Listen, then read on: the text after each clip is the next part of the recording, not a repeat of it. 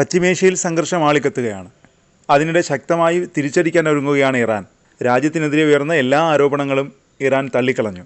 അകത്തും പുറത്തുമുള്ള തീവ്രവാദ ഗ്രൂപ്പുകൾ ഇറാന്റെ ആയുധങ്ങളായി പ്രവർത്തിക്കുന്നുവെന്നായിരുന്നു എതിർചേരിയിൽ നിൽക്കുന്ന രാജ്യങ്ങൾ ആരോപിച്ചത്.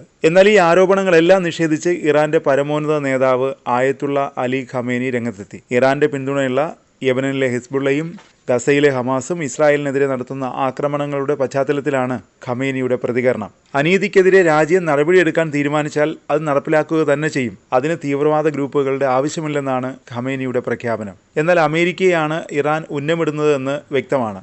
ഇസ്രായേലിനോടും അവരെ പിന്തുണയ്ക്കുന്ന അമേരിക്ക അടക്കമുള്ള എല്ലാ പാശ്ചാത്യ രാജ്യങ്ങളോടുമുള്ള മുന്നറിയിപ്പാണ് ഖമേനിയുടെ പ്രതികരണം. ഇറാനിൽ അരാജകത്വവും അശാന്തിയും സൃഷ്ടിക്കാൻ അമേരിക്ക ശ്രമിക്കുന്നുവെന്നും ഖമേനി തുറന്നടിച്ചു. ഇക്കാര്യത്തിൽ അമേരിക്കയ്ക്ക് വേണ്ടി പ്രവർത്തിക്കുന്ന ആരെയും ഇറാൻ വെറുതെ വിടില്ലെന്നും ഖമേനി പ്രഖ്യാപിക്കുന്നു. ഇറാൻ ഒരു പ്രോക്സി ഫോഴ്സ് ഇല്ലെന്നാണ് ഖമേനി വ്യക്തമാക്കുന്നത്. യമനും ഹിസ്ബുള്ളയും ഹമാസും യുദ്ധം ചെയ്യുന്നത് അവരുടെ ബോധ്യത്തിൽ നിന്നാണ്, അല്ലാതെ ഇറാന്റെ പ്രോക്സി ആയിട്ടല്ല അവർ പ്രവർത്തിക്കുന്നതെന്നും ഖമേനി പറഞ്ഞു.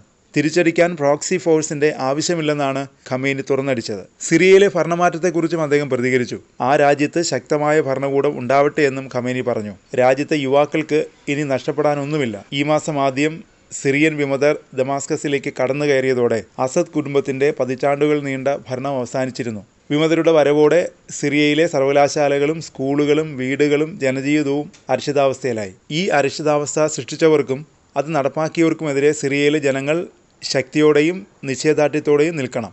ദൈവം ആഗ്രഹിക്കുന്നുണ്ടെങ്കിൽ സിറിയയിലെ ജനങ്ങൾ അരക്ഷിതാവസ്ഥയെ മറികടക്കുമെന്നും സിറിയയിലെ ഇപ്പോഴത്തെ അവസ്ഥയെക്കുറിച്ച് ഖമേനി പറഞ്ഞു. ഇസ്രായേലിനെതിരെയുള്ള പോരാട്ടത്തിന് പ്രത്യേകിച്ച് അയൽരാജ്യമായ ലെബനനിലെ ഹിസ്ബുള്ളയ്ക്ക് ആയുധ വിതരണം ചെയ്തിരുന്നത് ഇസ്രായേലിനെതിരെയുള്ള പോരാട്ടത്തിന് അയൽരാജ്യമായ ലെബനനിലെ ഹിസ്ബുള്ളയ്ക്ക് ആയുധങ്ങൾ വിതരണം ചെയ്തിരുന്നത് അസദ് ഭരണകൂടമായിരുന്നു. ഇപ്പോൾ ഇസ്രായേലിനെതിരെയുള്ള ചെറുത്തുനിൽപ്പിന്റെ അച്ചുതണ്ടിൽ ഹമാസ്, ഹൂതികൾ, ഇറാഖിലെ ചെറിയ ഷിയ മിലിഷ്യ ഗ്രൂപ്പുകൾ എന്നിവയാണ് പ്രധാനമായി ഉള്ളതെന്നും അദ്ദേഹം പറഞ്ഞു. അതേസമയം പശ്ചിമേഷ്യയിൽ തലങ്ങും വിലങ്ങും ആക്രമണം നടത്തി മുന്നേറുന്ന ഇസ്രായേലിനെ പ്രതിസന്ധിയിലാക്കി സൈന്യത്തിൽ വൻ കൊഴിഞ്ഞുപോക്ക് നടക്കുന്നതായി റിപ്പോർട്ടുകൾ പുറത്തുവരുന്നു. നെതന്യാഹു സർക്കാരിന്റെ നയങ്ങളോടുള്ള വിയോജിപ്പിനൊപ്പം ഉയർന്ന ജോലി സമ്മർദ്ദവും ഉന്നത തസ്തികകളിൽ നിന്നടക്കമുള്ള കൊഴിഞ്ഞുപോക്കിന് കാരണമാകുന്നുണ്ടെന്ന് ഇസ്രായേലിലെ മാധ്യമങ്ങൾ റിപ്പോർട്ട് ചെയ്യുന്നു.